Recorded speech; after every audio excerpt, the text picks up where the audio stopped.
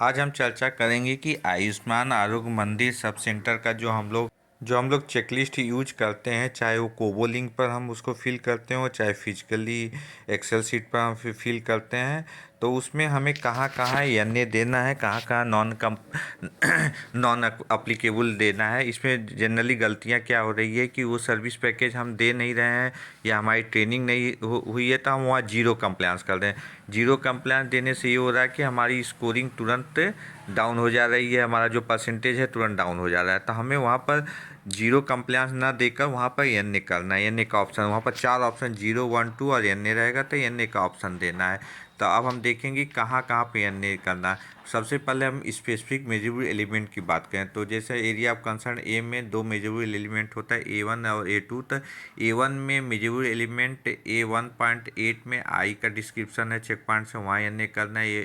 A1.9 में ENT है, 1.10 में ओरल है, 1.11 में एल्डरियर पैलेटिव केयर है, 1.12 में इमरजेंसी है, 1.13 में मेंटल हेल्थ है। तो चूँकि यहाँ सर्विस प्रोविजन में यहाँ पर यह है कि आप सर्विसेज ये दे रहे हो कि नहीं दे रहे हो। अगर नहीं दे रहे हो तो एन ए आपको करना है, अगर दे रहे हो तो इसका स्कोरिंग आपको 0, 1, 2 करना है। फिर हम आते हैं स्पेसिफिक स्टैंडर्ड। इस स्टैंडर्ड किस किस स्टैंडर्ड में हमें एन ए करना है। जैसे E8 में हम जाते हैं तो ENT, आई और ओरल हेल्थ से रिलेटेड आपके चेक पॉइंट करीब 8-10 चेक पॉइंट वहाँ मिलेंगे। तो वहाँ पर अगर ये सर्विसेज ये पैकेज आप नहीं दे रहे हो तो आपको एन ए करना है सारे चेक पॉइंट में। इसी तरह से स्टैंडर्ड E9 में आपके करीब 10 से 12 आपके चेक पॉइंट्स मिलेंगे मेंटल हेल्थ के। तो मेंटल हेल्थ सर्विस पैकेज अगर आप नहीं दे रहे हो, सर्विस आपके अवेलेबल नहीं है, तो एन ए करना है। अगर सर्विस दे रहे हो तब आपको कंप्लायंस 0, 1, 2 करना है एज पर चेक लिस्ट जैसा आपका पूरा हो। इसी तरह E12 में elderly and palliative care service package से रिलेटेड आपके चेक पॉइंट्स है, करीब यहाँ भी 12 से 14 चेक पॉइंट्स है। तो आप यहाँ पर भी अगर ये सर्विस नहीं दे रहे हो, आपका ट्रेनिंग नहीं हुआ, तो आपको ये एन ए करना है। अगर सर्विस दे रहे हो तब 0, 1, 2 कंप्लायंस करना है।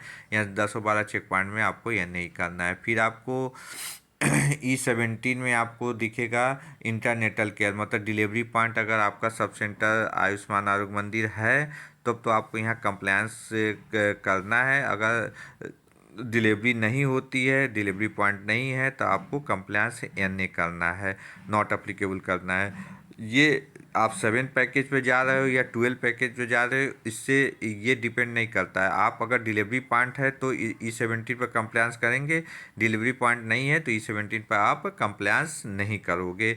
ये टाइप बी में आता है। तो इसमें 7 और 12 पैकेज से मतलब नहीं होता, आपका डिलीवरी नॉन डिलीवरी पॉइंट से रिलेटेड है। फिर आपका अलग से कलर है E7 इमरजेंसी केयर। अगर इमरजेंसी केयर सर्विस पैकेज आप ले जा रहे हो तब तो आपको स्कोरिंग करना है, नहीं तो आपको एन ए करना है। इसमें भी 3-4 चेक पॉइंट्स हैं।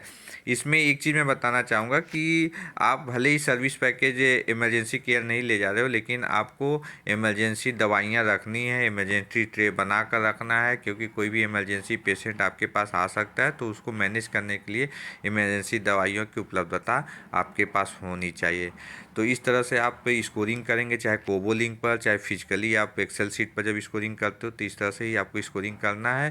कहाँ कहाँ एन ए देना है ये आपको अच्छी तरह से आइडिया होनी चाहिए, क्योंकि अगर आप एन ए जब वहाँ 0 आप अगर करते हो तो आपका स्कोरिंग डाउन हो जा रहा है। ये 7 पैकेज के लिए। इसके अलावा अगर ये सब पैकेज अगर आप दे रहे हो, इसमें से कोई भी पैकेज आप दे रहे हो, तो वहाँ स्कोरिंग आप 0, 1, 2 कर सकते हो, जैसा चेक पॉइंट्स आपका कंप्लायंस दे रहा हो। Thank you for watching me, so many thanks.